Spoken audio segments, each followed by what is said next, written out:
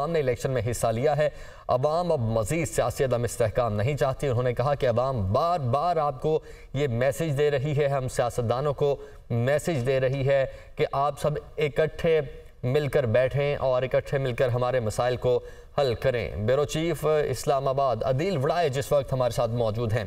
عدیل، غالباً یہ اس وقت کی الیکشن کے جب نتائج آئے تب سے لے کے اب تک کی سب سے اہم پریس یہ کہ اب بہت حد تک جو سوالات تھے ان کا جواب مل چکا ہے اور بہت حد تک حکومت کس طرح سے بنے گی اس کے خد و خال واضح ہو چکے ہیں۔ دیکھیں، ویزیبلٹی کلیئر ہو گئی ہے۔ حکومت کون بنانے جا رہا ہے کلیئر ہو گیا۔ حکومت کس صورت میں اس کی کیا شکل بنتی نظر آ رہی ہے، پارلیمان کا کیا منظر ہوگا یہ نظر آ گیا۔ لیکن اس وقت جو سب سے بڑی چیز سامنے آئی کہ اس ساری سچویشن کی سب سے بڑی بینیفیشری جماعت پاکستان پیپلز پارٹی قرار پائی، جو بڑے آئینی عہدے لینے میں بھی کامیاب ہو گئی اور وہ اپوزیشن بینچ یعنی حکومت کا حصہ نہیں ہوگی، وہ حکومت کو ووٹ دے کر جو ایک آگے چیلنجز کی دلدل ہے اس میں بھجوا کر خود اس کا حصہ نہیں ہوگی۔ اسے نظر آ رہا ہے کہ جون میں بجلی 70 روپے فی یونٹ جو ہے وہ بیچنی پڑے گی۔ اسے معلوم ہے کہ 9 مارچ کے بعد آئی ایم ایف کے ساتھ بیٹھنا ہے۔ اسے معلوم ہے کہ سینکڑوں جو اربوں ڈالرز ہیں، جو اربوں روپے کے جو ٹیکسز لگانے ہیں، سینکڑوں ارب روپے کے ٹیکسز جو ہیں وہ اس عوام پر لگنے ہیں۔ ایسے وقت میں جب ملک میں ایک عجیب سی پولیٹیکل سچویشن ہے،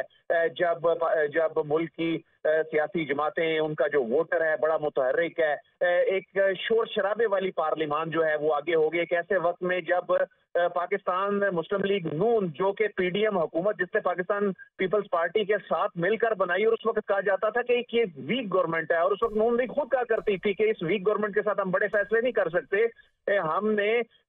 جب عوام کا مینڈیٹ لے کر آئیں گے تو ایک طاقتور گورنمنٹ بنائیں گے۔ تو وہ میاں نواز شریف جو اس بات پر بھی مائنڈ کر رہے تھے کہ آپ اس طرح نہ کہیں کہ ہمیں ایک مخلوط حکومت بنائے، اور اس حالت میں حکومت ملے گی کہ ان کو ووٹ دینے والا بھی ان کے ساتھ نہیں ہوگا۔ ان کو جو پرائم منسٹر کا ووٹ چاہے شہباز شریف صاحب ہوں، ان کو جو ووٹ مل رہا ہوگا جو نون لیگ کے کینڈیڈیٹ کو، تو ان کو ووٹ دینے والا ان کے فیصلوں کی اونرشپ لینے کو تیار نہیں ہے۔ وہ کابینہ میں شیئر نہیں لے رہے، اس لیے نہیں لے رہے کہ وہ کابینہ کے آنے والے وقت میں مشکل فیصلوں کا بھار نہیں اٹھانا چاہتے، لیکن انہوں نے اس ساری صورتحال کے ساتھ وہ ووٹ دے کر آئینی عہدے حاصل کر لیا۔ آصف علی زرداری جو ہیں وہ پریزیڈنٹ کی دوڑ میں ہوں گے اور انہیں نون لیگ سپورٹ کرنے جا رہی ہے، یہ ایگریمنٹ ہو چکا آلموسٹ۔ اس کے بعد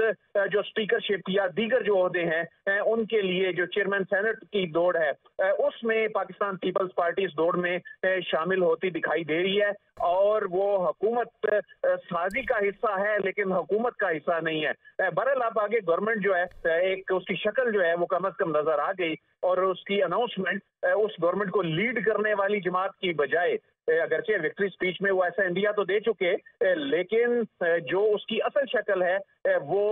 پاکستان پیپلز پارٹی کے جانب سے لایا عمل کا اعلان کرنے کے بعد یہ شکل سامنے آئی۔ تو بڑی دلچسپ صورتحال پارلیمان کی بنتی دکھائی دے رہی ہے، جب اپوزیشن بینچز پر 100 سے زیادہ، اگر مخصوص نشستیں ملنے کی صورت میں 100 سے زیادہ پاکستان تحریک انصاف کے حمایت یافتہ لوگ ہوں گے، ایک تگڑی اپوزیشن جو ہے وہ نظر آ رہی ہے، اور ایسی صورت میں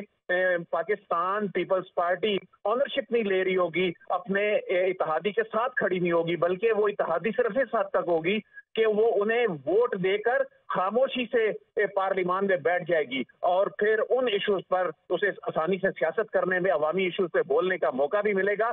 تو بڑی ہی بہترین پوزیشن میں اگر کوئی جماعت نظر آتی ہے تو وہ پاکستان پیپلز پارٹی نظر آتی ہے۔ بالکل، اور عدیل یہاں پر لیکن ایک اور پوائنٹ بھی ہے، آپ یہ کہہ رہے ہیں کہ صرف وزیراعظم کے ووٹ کے لیے ساتھ دے گی، لیکن بلاول بھٹو نے کیٹیگوری کے لیے کہا ہے کہ ہم صرف اس حد تک نہیں بلکہ آگے لیجسلیشن کے معاملات ہوں گے ان پر بھی، اور بجٹ کے معاملات ہوں گے ان پر بھی ہم پاکستان مسلم لیگ نون کو سپورٹ ضرور کریں گے۔ دیکھیں، لیجسلیشن تو ویری کرتا ہے ہر قانون کے اوپر، اور اس میں تو ہم نے دیکھا کہ ماضی میں اپوزیشن جماعتیں بھی جو قومی ایشوز ہوتے ہیں اس میں لیجسلیشن میں حق میں ووٹ دیا کرتی ہیں۔ ضروری نہیں ہے کہ کوئی اپوزیشن بینچز پہ ہو، حکومتی بینچز پہ بیٹھا ہو، یا ٹھیک ہے عدیل، آپ ساتھ ہی رہے گا۔